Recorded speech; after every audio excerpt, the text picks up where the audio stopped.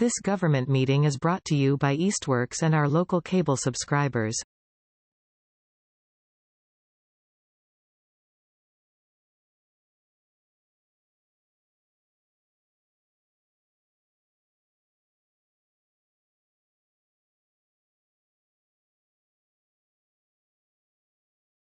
It is the Affordable and Fair Housing Partnership. Today is Thursday, March 28th. It is 6:32 p.m. Hello, everyone. So as I mentioned, I don't have the February meeting notes, so we're going to table that till next time. Does anyone want to take notes besides me? I can probably do that. Hold on. And we don't have to discuss this tonight, but at the next meeting, we really need a secretary so that every meeting I'm not having this discussion and then I can't. Do we have a rotating schedule? We could have a That's rotating predetermined? schedule. That's predetermined. Yeah, Sure. I'm all for that.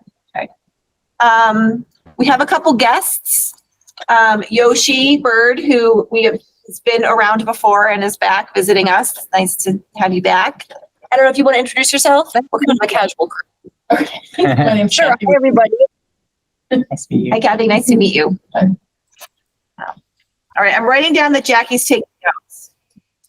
Yeah. So I don't forget. Okay. And this could be Donna trying to come in. I don't know.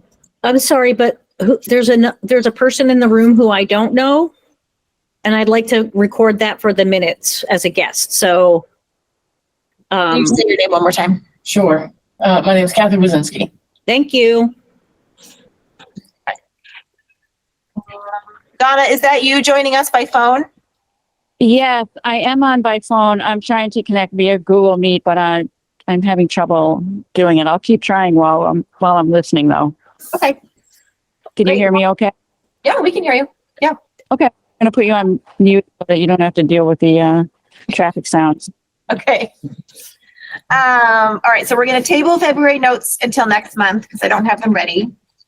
And Donna and Lindsay are officially new members. That's so exciting. Yay. Yay. We actually have 8 Thrilled. members. Is Donna saying something? I don't know. Yeah, we have 8 members, which is the most we've had in a really long time. So yay us.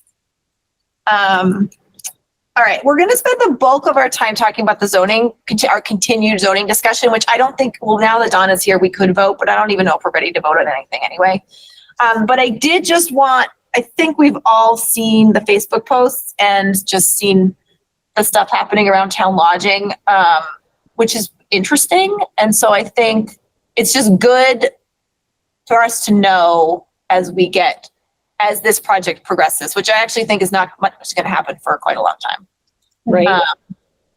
So I didn't really have much else to say other than if you haven't seen the Facebook posts or you haven't seen some of the stuff online, it's good to know what people are worried about. Because when we get to that point, I think we'll need to be doing a lot of advocacy. Sorry, Jackie.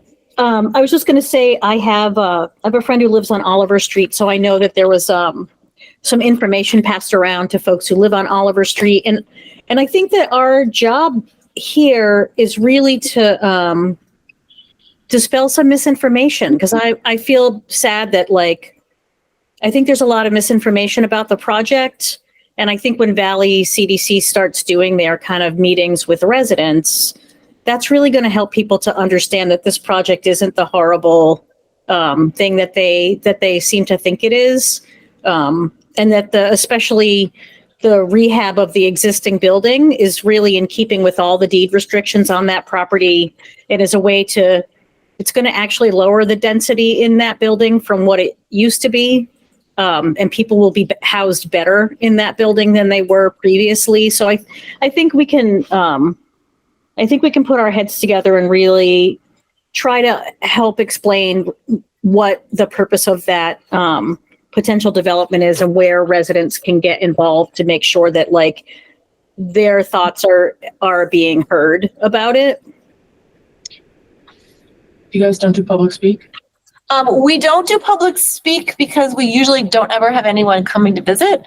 But if you had something you wanted to say about town lodging, I mean, we're talking about it now, so. I'm just curious, the discussion is about allaying their fears as opposed to maybe modifying the plan to address their concerns. I mean, I think that is happening repeatedly at all sorts of meetings around town where people just stand there and shake their heads and then ignore what the people in the community are saying. And I mean, what your statements were just now, it's like, well, we'll do some advocacy and address their issues, but not necessarily modify the plan based on the concerns that they're bringing. And that's really not fair to the community. I think it's important to, well, Jamie, did you want to say something? Yeah, I did. And for some reason I'm sideways. I don't know why that is. I mean, so right now the plan is to apply for funding to develop a plan. So we are not at a point where we have a plan that's set that is not immutable. We are trying to figure out a path forward. And as part of that moving forward, we obviously are going to take into the concerns of residents. We're also trying to build a project that is feasible to develop, as well as one that's going to respect all of the historic preservation restrictions, affordable housing restrictions, and agricultural preservation restrictions. So we have a project that is really in keeping with the existing uses and what the needs for the city are. Yeah, I think that's what I was just going to say. I think that like there's a long way to go on this project. And so, you know, what the city applied for funding for was, like, as Jamie just said, to come up with a plan. And then when and if Valley CDC goes forward with the project, it will go through all the same permitting that every project goes through. So there'll be lots of opportunity for public hearings, just like every project has. And then I think that's the time where the public can come and talk about what their concerns are. And I think my point is that there's lots of public hearings and very little is modified when people express their concerns repeatedly. Okay. And the fact that Valley CDC is the potential developer when the project manager used to be on our planning board and is sitting on the CPA, where we're giving them funds for it, that's problematic. Even if it's not illegal, it stinks. Okay. It smells funny. You know, I mean, those are definitely valid concerns that we want to hear. I'll also just put into context where we sit as this body, in that we have no bearing in what these plans look like. So like, it is sort of this body. Right. So our job really is to focus on hearing what the community is saying, hearing how there might be gaps in understanding or on either side, and try to be that liaison and, you know, build those lines of communication and advocacy, essentially. So definitely, like, your feedback right now is very welcome, and we welcome that continued throughout this process. But just to put it into context a little bit. I understand. And part of the reason for the public speak is to get it out there so people can hear the concerns. Yeah, 100%. And it be available. Did you have more concerns right now that you wanted to share? No, I think that's sufficient. And we'll address it a little bit more as we go forward. well, we appreciate it. Thank you for joining us. You're welcome to stay for the rest of our discussion. I think I will. Thank you. Okay, anything else on this topic before we move on to the zoning stuff? I mean, I'll just add that the application was submitted on Monday morning, and we should be hearing back in July as to the results of that proposal. And I would also say that I agree with Jackie's comments that, you know, there is misinformation that is circulating, that, you know, even just talking here about what the project really is at this point, it's just looking at, you know, getting funding to prepare a project or to develop a project or think about what the project is going to be. And where it seems like people are responding to what the proposals are when the proposals aren't even, fully formed proposals yet. So I think that is something that maybe we can do something to just make sure that people really do have a clear and correct understanding of what the process is and where we are in that process. I also want to validate that your concerns are based on past experience, and it's not like you're just bringing it to this specific project. So I think, so I'm glad you're here early in the process, I guess I would say, because it's important we hear things from the very beginning, so we can integrate concerns. Like one thing that stuck in my head from the city council meetings was the traffic on Oliver and how there's not sidewalks now and just adding more people and people feel unsafe. And I was thinking just, as we go forward and if sidewalks is something that can be part of that, if there's things that can be added to the community because we're doing this project that bring value to the whole neighborhood. So those are things we should definitely look for opportunities to do. Yeah, I'll echo that and add public transportation. Public transportation as well. Yeah. Yeah. I agree with that. And especially right now where money has been allocated for regional transportation, that's something that I think should be a part of this project and looked at in the context of any funds that we might be receiving here in Easthampton or even in Hampton County to improve regional transportation. Jess, you had your hand up. Do you still want to speak? So yeah, hi. Sorry to join late. So I'll just add that Valley is willing to work with the city to have a community meeting if that is what the city's desire is. I mean, this is typically what Valley does is we meet with the butters, we meet with neighbors early in the process, we receive feedback. So if that's the city's desire to hold a meeting on site and meet with people, we certainly are available to do that. So I just want to put that out there. And then the other piece to just echo is just the amount of misinformation that is being spread throughout the city, even seeing on city agendas for, say, the Concom, which is a city committee, having an agenda item talking about 75 units, which is not correct. So even city committees are putting out misinformation. And I think that, it really just needs to sort of get dialed back and the right correct information needs to be out there, whether it's Jamie, I don't know if you've put like the CDBG application on the website or you intend to do that, but so there's a resource for people to get correct information at the city website. Yeah, the application will be posted. I hope to get it up next week. I did not have as much time this week to put it together into a presentable package. As you know, it's like 700 different parts that are each have to be put together into one package to make it readable. Jamie crossing the Connecticut River. Yeah, Jamie's walking. I don't know, maybe this may be like a conversation between Valley CDC and the city, but I do wonder if it makes sense to have a community meeting earlier in the process than you might normally, just because it might help now. I don't know. I feel like that's up to the city and Valley, but we pride ourselves on community engagement. So, if that's what the city desires, we're happy to co-facilitate a meeting. Great. Then Jess, let's talk offline and figure out how to move that forward. Sounds good. Awesome. All right. And let's move on to zoning, because I think Kayam and Ben have a fun, exciting presentation to share with us. Yeah.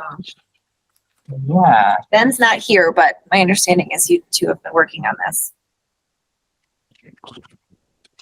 Just gonna share my screen really quick. Yep. So we started off, I don't know if you guys can see it. We started off just finalizing and confirming what we had planned on combining for our Can I proposal. change this so we can actually see that? Hold on, maybe if I Change the do this. Better. Oh, wait, hold on. Can I change the view? Like just to present. Yeah, so it's just the Can presentation. you like use the sidebar Can I and use move them over? spotlight? Oh, yeah. Yeah. All right, there we go. So that was mainly just doing permitted by right duplexes in all the same districts that single family residentials can be in. And also changing, so conversions are permitted by right, which I'm pretty sure they were just special permit before. So this is all, we talked about this stuff a couple meetings ago. We talked a little bit more about the mixed use in the table of use regulations around potential small retail in residential neighborhoods. So we looked at allowing convenience markets by special permit, supermarkets, and similarly to the neighborhood business district, there's a maximum square footage requirement that's built in. So we added residential districts. And of course, if we wanted to, we could set a lower requirement for certain districts. We also saw other uses that didn't seem to be much different on like bakeries, deli, butcher shop. Number 15 seemed reasonable. We are operating under the assumption that we're just trying to be ambitious and we can edit it down. Yep. And I think that's everything in terms of that. When we looked at the, when we looked at the table of area regulations, we started seeing some interesting patterns regarding disparities between what's on the books and what currently exists in zoning. So I'm sharing slides. So this is sort of the thinking. If zoning is meant to maintain conformity and neighborhood character, why do dimensional regulations typically require less density than what is typically currently existing in the neighborhood? Reducing lot size requirements and frontage requirements could allow for more infill development in a way that is typical, just as dense as the surrounding neighborhood, and allowing property owners to subdivide their oversized lots to create more housing. And then, duplexes typically have the same outward appearance as single family homes, and that should be allowed by right with the same dimensional regulations like we talked about. So we had the cool idea, and I also built on this idea by, I think, suggesting that this be the start of a larger report that we sort of compile to bring to City Council of examples from our GIS system of lots that just aren't in conformance with our current zoning. So Ben created this awesome presentation where he took one example from each district and took a bird's eye view of a bunch of lots, and you can clearly see way under frontage lots, way under square footage lots, but the requirement is 10,000. And then also there's a nice street view photo to show the neighborhood character.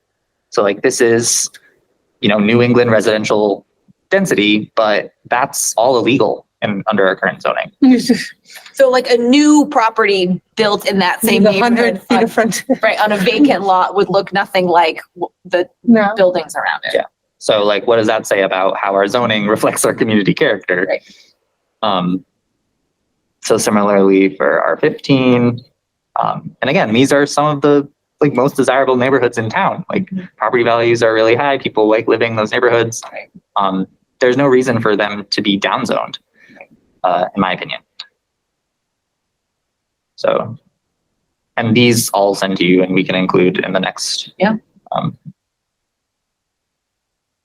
So even in R35, you have, 120 foot of required frontage right now. And all these lots are way under that. It's really interesting. And like even in our neighborhood, like all these HUD homes that are now require 40,000 square feet, you know, that's almost 4 times what the average lot size is. Yeah.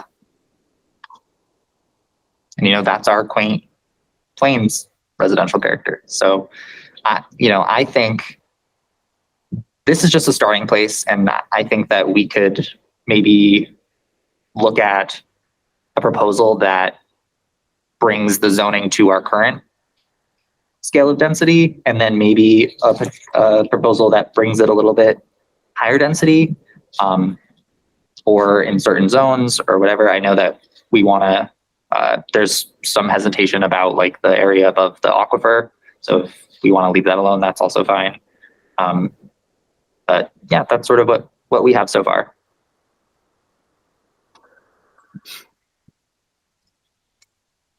I think it's really interesting. I think that's really fascinating, actually, that the zoning at some point changed, right, to require bigger lot sizes than what's actually in. It's almost like everyone who moved there was like, okay, Yeah. we'll make it. But then what you have happen, We'll grandfather ourselves in. I don't know if Pomeroy Street's on R40 or not, but what you have happen where I live on Pomeroy Street is that then you have houses that stick out, right? You have all this row of new houses. Yeah.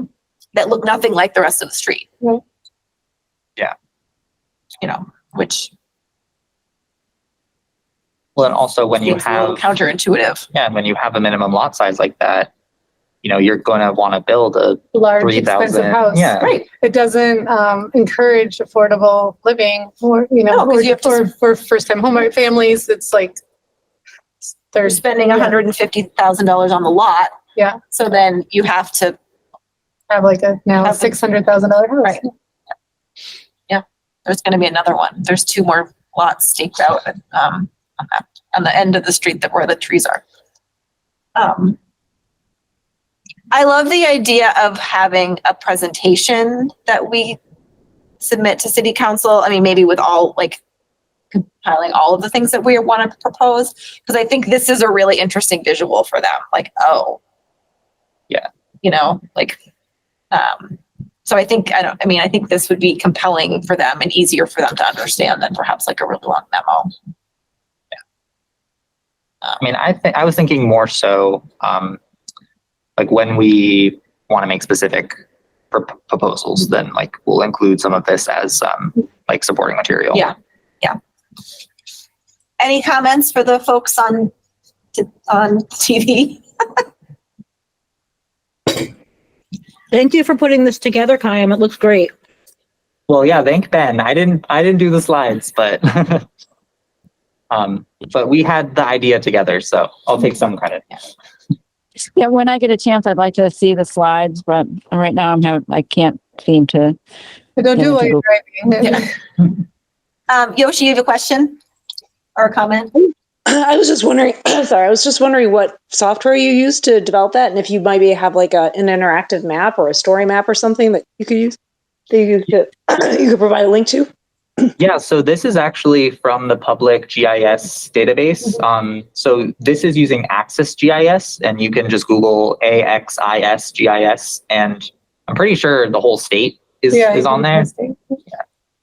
Right. I was just wondering your analysis, if there's a way to sort of like put that, like memorialize that in a story map that could do the same work of a presentation, but do it more interactively, you know? Oh yeah, like a Prezi almost sort of thing. Yeah. Yeah. Sure. You invite someone to do that. Yeah. Anybody have comments on the original part that Kyan presented about the changes to what's by right? It's I think mostly what we talked about last time, or we've been talking about. I think, I think, we decided we were going to go big and then see what happens. So I think, I like it. Yeah. And I mean, we'll just continue to circulate what we already have. And then if comments come up, then they come up. Okay. Awesome. Well, thank you both. Thank you. Yeah, this is great. I think this is a great, like, piece to the puzzle.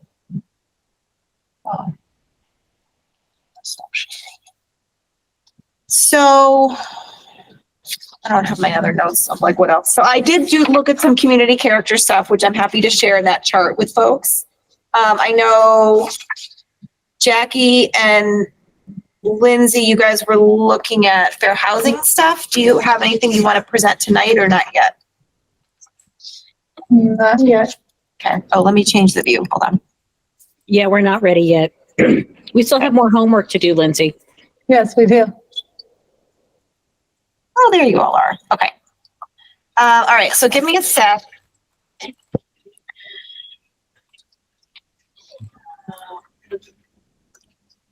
I have my community character chart. My stupid computer. Hold on.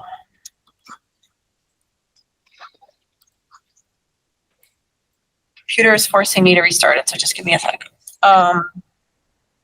Shira's not here, so I can't remember what Shira was working on, but we'll have to do that next time. Parking, I think. Parking.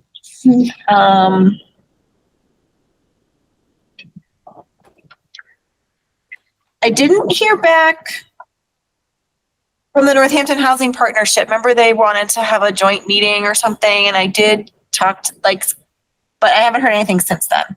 Yeah, my notes.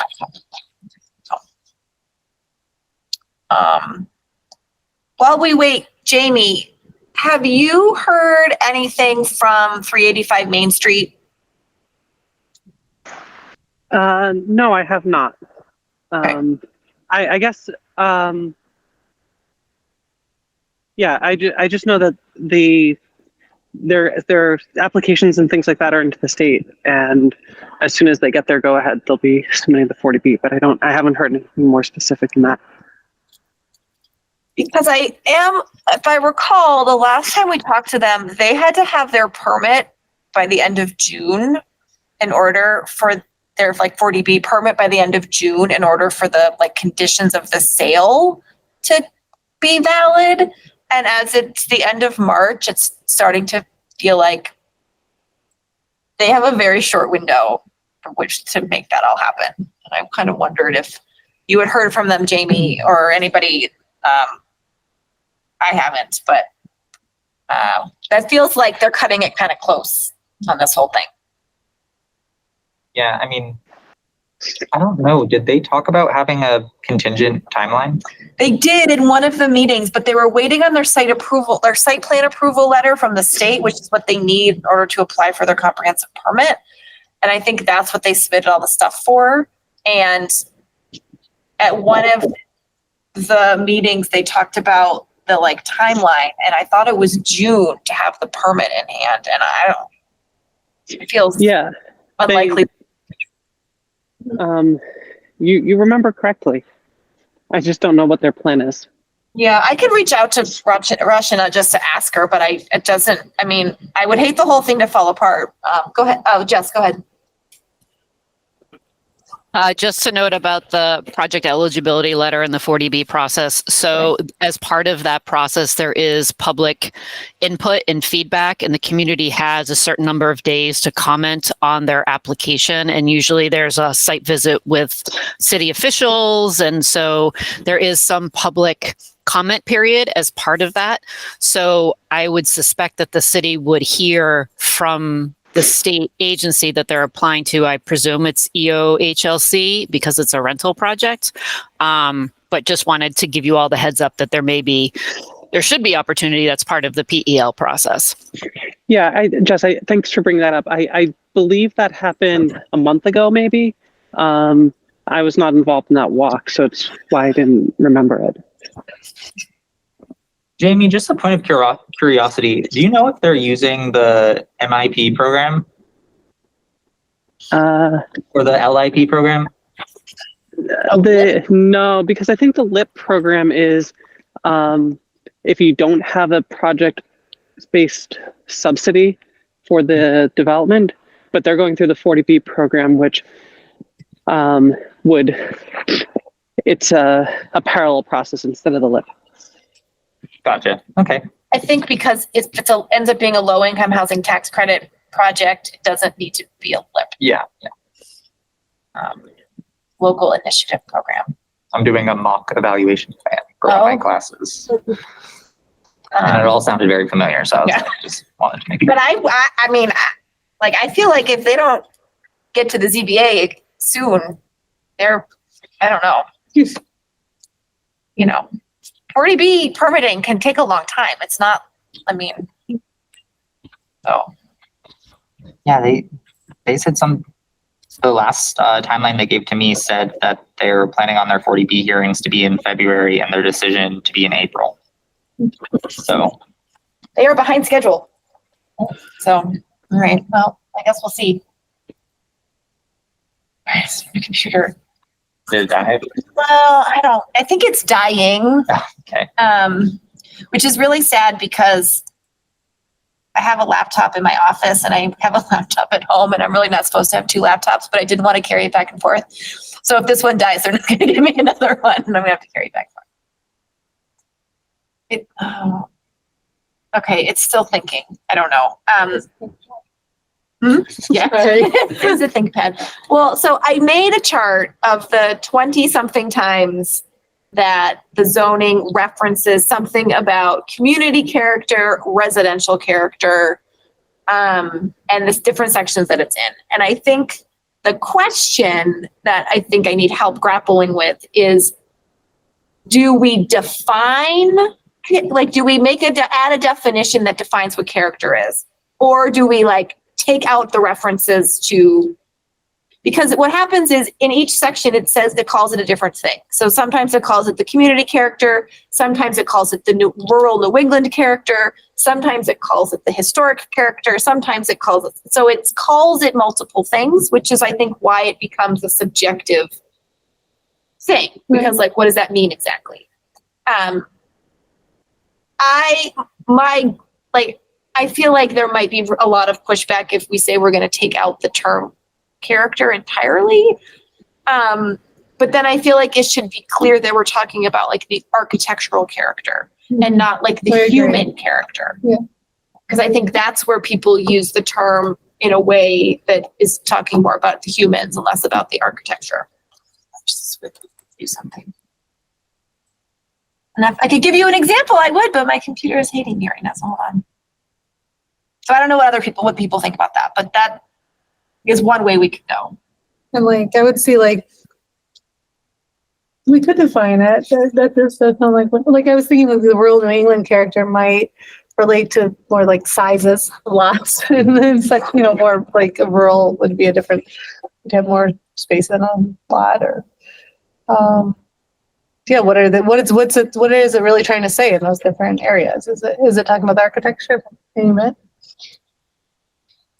I mean, I don't know. Does it help? This is another thing. Does it actually help the zoning? Make decisions, or is it?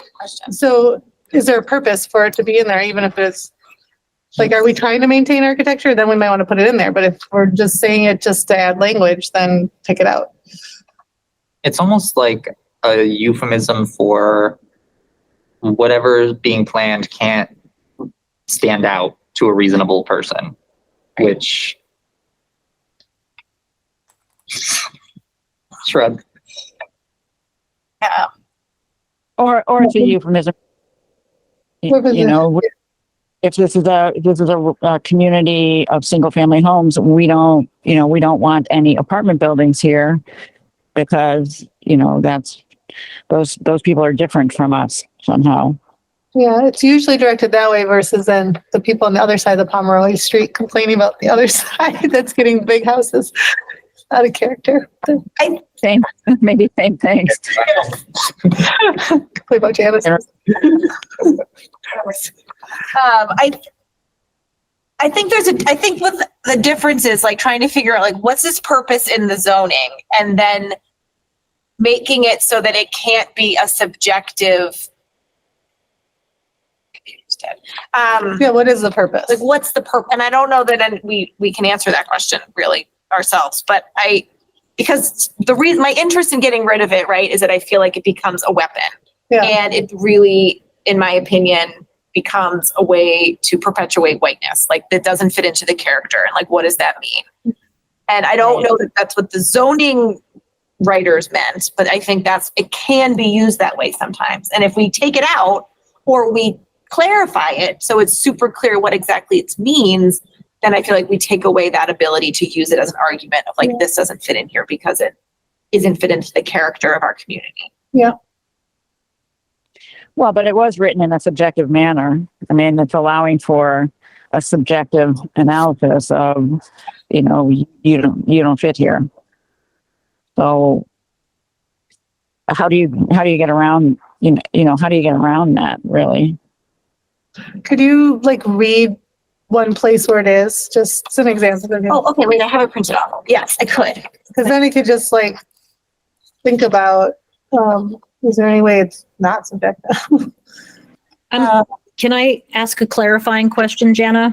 Yes. I'm curious to know, like, would it be helpful for us to kind of read through all the places where this exists and kind of see if it's well enough defined or if it should stay? I mean, perhaps we have to go through kind of each iteration of that term to figure out what is meant by it and whether it's being used in a subjective way or not. Yes, if I could show you my chart, I'd be able to do that. For example, Section 7.4 Smart Growth Zoning Overlay District. Purpose: to create affordable housing that is consistent with the character of Easthampton's existing neighborhoods. One might argue Easthampton has a lot of different neighborhoods. And so that could mean anything. What does that mean?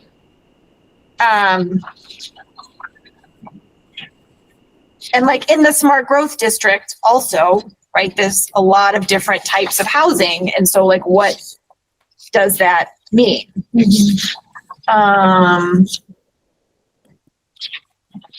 don't any kind of plans need to be approved in the apartment complex? Yeah. So I feel like there's enough time to review. Because I wouldn't know what, when I think about some of the structures that have been built already. And also, when does this subjective decision really come into play? Is it only when a developer is seeking a variance? Probably. So this is, It only comes up, I believe, when the developer needs a special permit. And so for uses that are allowed by right, there's no screening of character. Right. So, if you want to build, a modernist house in the middle of any of Easthampton, it doesn't, architecturally, it won't fit the community character, but it would be allowed by right in every single district. Yeah. For example, on Cherry Street, there's an ADU that was built by right, and it's modern, and it's between the colonial houses. I personally like it, but it wouldn't fit the care. I mean, it's different. Well, exactly, but they built it by right. So that's again like a discrepancy, right? So if you can build it by right, then you can look at anything any way you want. But if you have to go and a group of humans have to decide if you're going to get a permit, then it has to fit into the character. Right. And the group of humans get to decide anyway. So why even put that word in there? They're already deciding. So 8.6 planned unit residential development for affordable housing.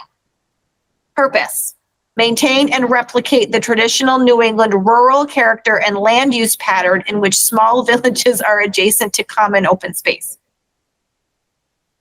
Well, that's more descriptive. That says, okay, this is what it looked like. That's weirdly specific.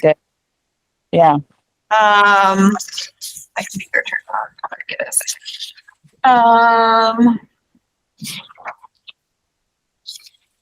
This is Jamie's version, so I have open space residential development to perpetuate the traditional New England landscape, compatibility with the character of the surrounding residential areas. It just feels like it's like, I don't know. Also, it just doesn't make any sense. It doesn't. You don't have any rubric by which to gauge that. Right. So So it's like based on like, Completely where is subjective. it and like, Yeah. what board are you before? Yeah, if and you're what do like, they think? exactly, if you're like, it needs to be this size, less than the size, it needs to have these features, then you can evaluate. But with that, the three of us might evaluate them from three very different ways. And I mean, that is, I guess, sort of the point of the zoning board of appeals, but we're giving them very unclear, conflicting directions. Right. Well, and also it's not necessarily, I mean, it is for the zoning board of appeals, but also it allows for objectors to be able to come in and say, well, you know, I live in that neighborhood and that doesn't fit the character of the neighborhood, and be able to define for themselves what they see as the character of the neighborhood. Yeah. Not necessarily, I mean, that one definition has the architectural pieces and, you know, surrounding common areas and all of that, but even that I think is open to interpretation. Okay, I finally got my computer to open. So hold on. Now I'm going to join the meeting. Because I'm using my.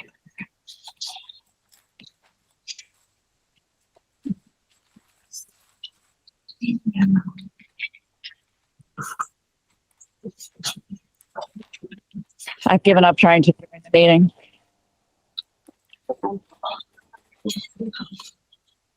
Hi. What's your first name again? Kathy. Thanks. Nice to meet you. Okay, I am a host. All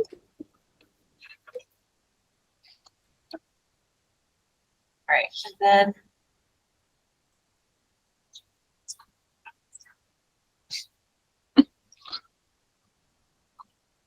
Oh no, I'm on the wrong computer.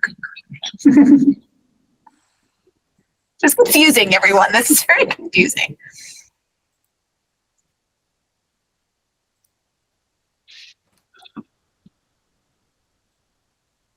Can I see it? It's right there.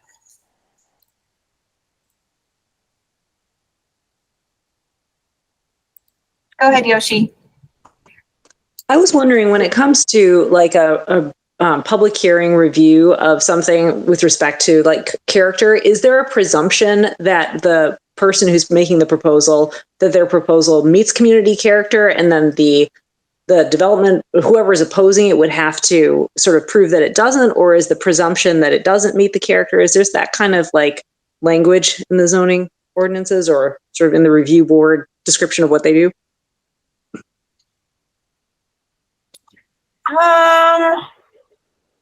Like, who has the burden of proof sort of in that scenario? In my anecdotal observation is that I don't feel like the board, when I've been at a public hearing or watched a planning board make a decision, I don't really ever see that come up. Like, I don't feel like the planning, the deciding body is always looking at like the type of building and whether or not it's going to fit to the character. I think that people use it as an opportunity to, when they speak out against the project. But I don't, yeah, go ahead, Jess. I might be just not remembering. So I'm going to go back to my planning days a little bit. So going to the other side of the table, but in the decisions that are drafted, you have to make findings, and you have to find that you meet each of the criteria that's part of that permitting process. So if the community character piece is one of the findings, that has to be drafted into the decision, and it has to be drafted in a way that if it's ever challenged in court, it can be proven that it does meet the standard. Okay. Okay. Thank you for clarifying that. I think it's really tricky because I work a lot on zoning questions in Vermont, and community character, as you can imagine, comes up there a lot too. And sometimes you think like, I want to sort of support some of the characters, or that quaint, bucolic character of Vermont remaining the same. And I don't necessarily want like a skyscraper to come into downtown Middlebury. But on the other hand, I don't want it to be used in a way that stops affordable housing. It's sort of more like an infrastructure question. Like, is there enough infrastructure? Is there like public transportation enough to support the sort of size and scope of the proposal that you have? that's more important than maybe like just aesthetic character? And then like the aesthetic character question, I mean, maybe some people reasonably would not want like a 40-story Art Deco house in their neighborhood, but how can we make it such that there isn't such a burden on the property owner to have to prove that their house doesn't meet the character of the neighborhood? Like, is there a way that we can balance those considerations and create like a fair process where there isn't a huge amount of money that the homeowner has to put forward to make those proofs? And so I was thinking like maybe there's a burden of proof solution in there somewhere, but I don't know. That's just my thinking as a previous lawyer once upon a time. Mm-hmm. Jess, go ahead. Yeah, I think what's kind of interesting is when we talk about affordable housing, you really have to think about the financial side. And so for us as affordable housing developers, the operations of a building are the same no matter whether you have 20 units or 40 units. And if you have rents that are subsidized and it can only charge a certain amount to a household, it makes the operations of a building very tight. So we typically break even on our operations to what it costs to actually run a building based on the rents that we're able to collect. So for us, we're looking for, 30 units is kind of that sweet spot to allow the operations to happen. Where it gets tricky is if you're only doing something like 10 units. So, to think about how that impacts density and height and all of those dimensional standards that you talk about in community character. In order to build affordable housing, you need to be able to get a certain number of units and able to operate the building and not be in the red. And so that's where I think that's kind of the crux of all of this to some extent, is that people do not want to see 5-story buildings. They don't want to see, because that's not what's there already in their downtown. However, if you do want affordable housing, you need to be open to the idea that the mass of the building needs to be probably a little bit bigger than what a community is probably comfortable with or already has in their downtown. So, I just want to put that out there that for us, a lot of it is a numbers game, and that we need to be able to operate the building. And if we are not collecting high rents, if it's not market rate and we can't charge thousands of dollars of what's typical for being charged in the market, we need to be able to have a big enough building that can sustain itself in operations. That makes sense. Is that true for LIHTC too? Like for bond financed private? Yes, public that's what we do is LIHTC deals mostly. So, okay. Yeah, okay. So that is the case. I mean, we look at 30 as kind of this. Kind of the sweet spot in terms of operations. So say, for instance, you have an elevator. So you have a multifamily building, you have to have an elevator. An elevator costs the same to put in and to maintain and to run, no matter how many units you have there.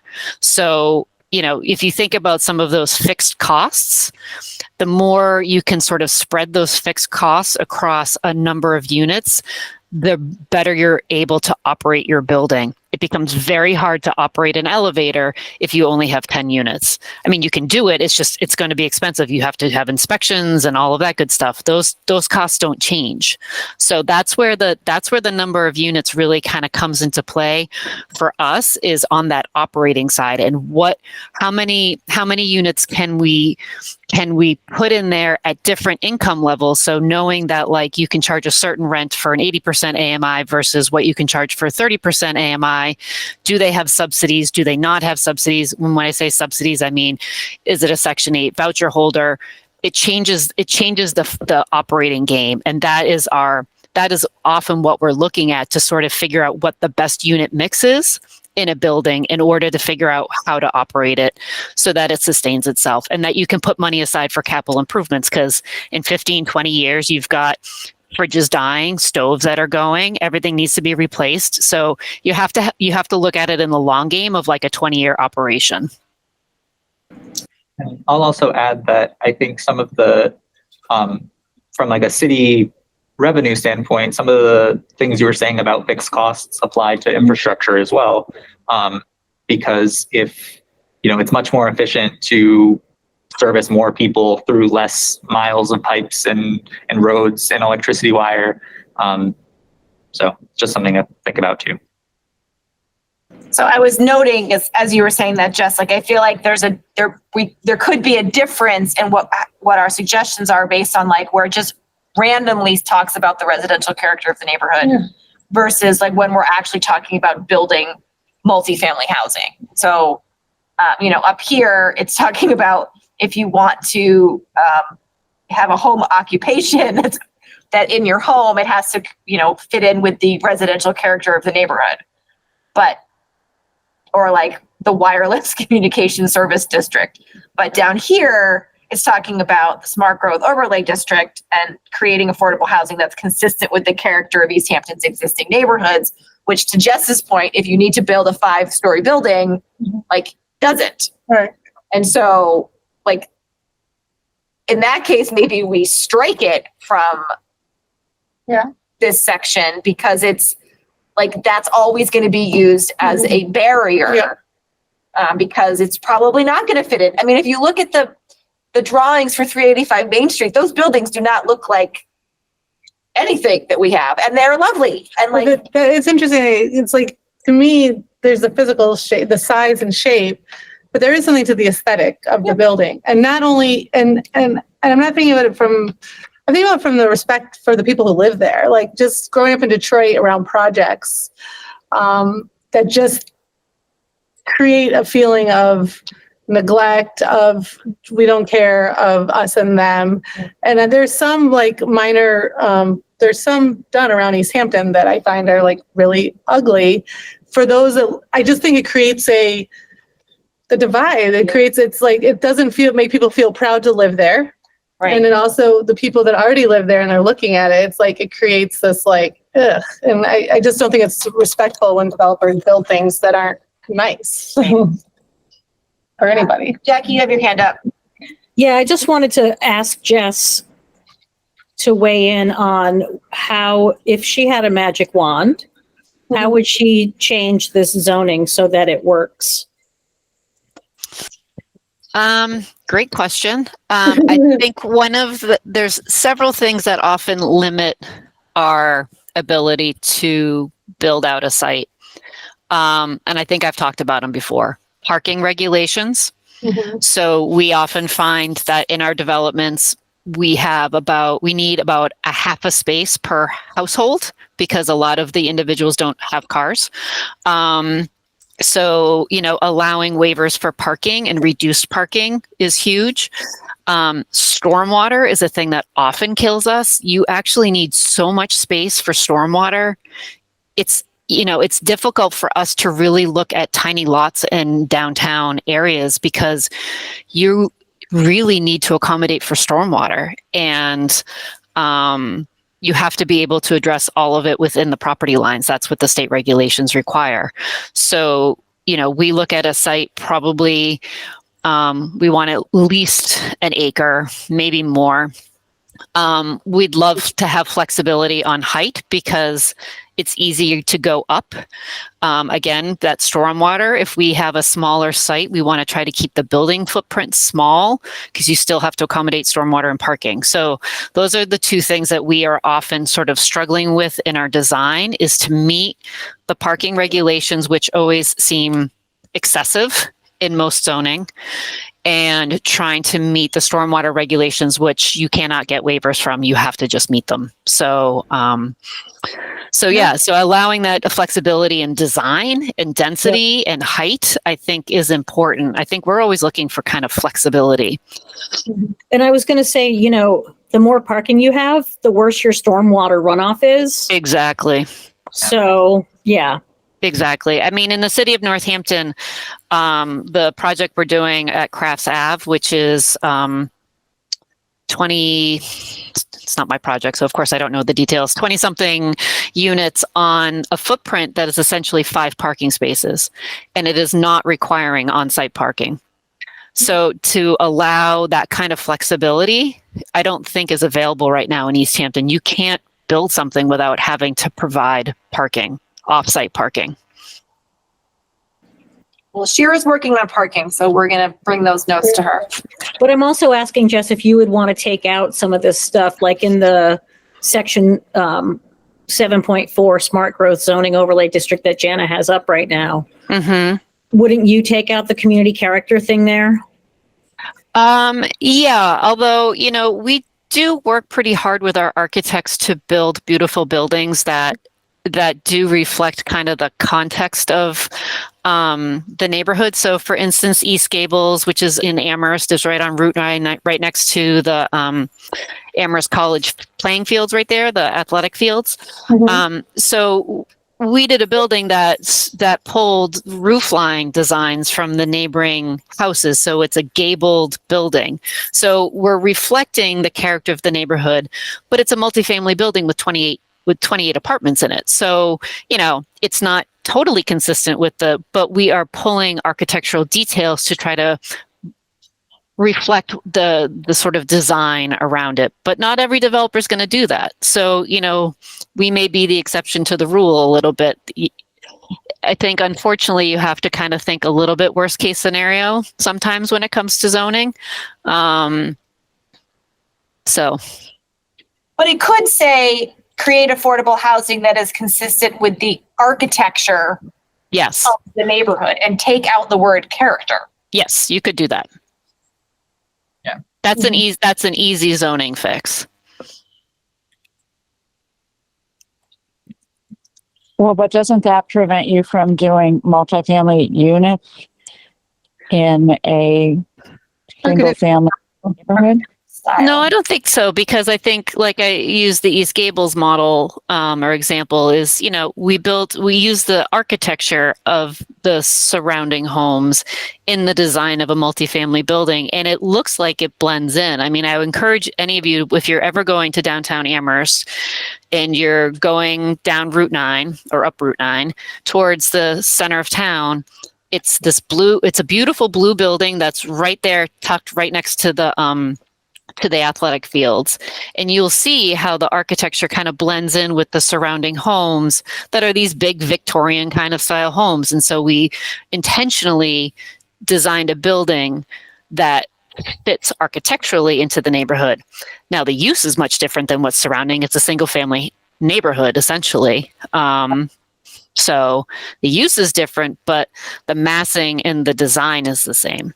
And that's where I think you can start thinking about, although it's really sort of difficult to implement, I think, but form-based code, which is a zoning style, which really looks more at massing and density versus the use. Go ahead, Yoshi. Yeah, I think that was what I was going to ask about, was basically, is there any way to divorce the concept of character from the aesthetics of character from the massing question? And if not, is there a way to make exceptions for affordable housing developers or developers who meet a threshold number of units or something like that? So that the question of like building massing and density is subject to a less strict standard for them.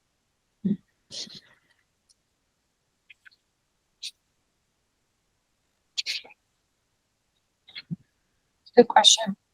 Yeah. I also think that maybe it's not as important in this particular 7.41 because it's creating affordable housing. Do you know what I mean? It almost feels like, so maybe it's okay there because in and of itself, we're creating affordable housing. It'd be like in a different area where it's like a multi and a single, where it's like, this doesn't fit our character, but this is a place where But this is where people stand up and say this doesn't fit into the character. Like, 7.1-C says that it has to fit into the character of the neighborhood, and it doesn't. And, I mean, I hear what you're saying, but like, that's where I feel like it becomes like a weapon. Well, if it becomes a weapon, consistent with the architecture. Yeah. Right. Well, we don't have to do this by group, but I think this conversation is helpful to me to like figure out how to move forward. And so I can come back next time with a more succinct proposal of what we might want to present. And I can email this after the meeting. If Kayam sends me your stuff, I can send everybody this stuff so you can at least like see it, not just on the screen. We want to update DHCD to EO HLC at all. Oh, probably in the zoning, right? Yeah. Like overall. Yeah. Yeah. Just the find and replace. Yeah.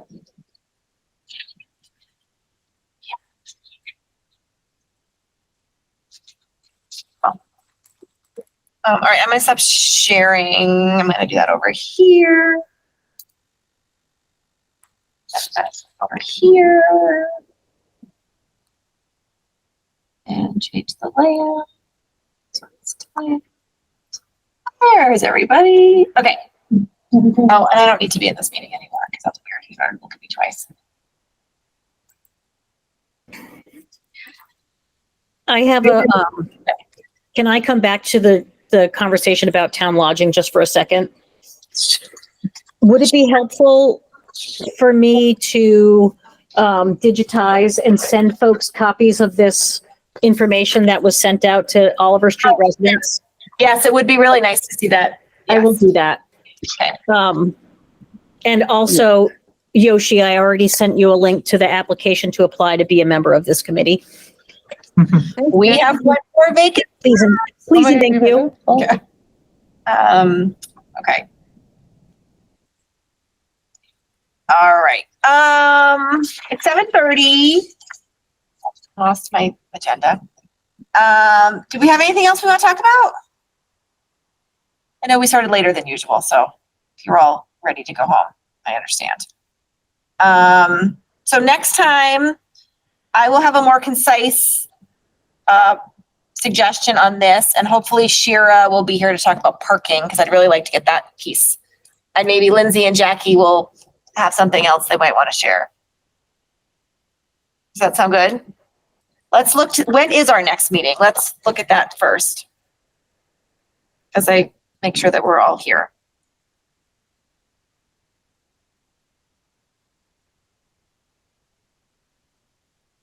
April 25th. April 25th at 6 o'clock. Does that work for everybody? Yep, after school vacation week. All right. Works for me. I'm sorry, what'd you say, Donna? I said it works for me. Thank you. All right. Well, then everybody, it is 7:34 and I'm going to adjourn the meeting and stop the recording.